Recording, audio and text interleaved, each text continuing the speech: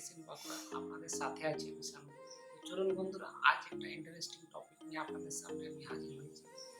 বন্ধুরা, আপনারা যদি ইউটিউবের ভিউজ বাড়াতে চান তাহলে আপনাদেরকে মেন যে কাজটা করতে হবে সেটা হচ্ছে একটা ক্লিকেবল থাম্বনেল এবং একটা এইচডি থাম্বনেল। একটা থাম্বনেল অনেকটা জরুরি রয় একটা ভিডিওর উপর।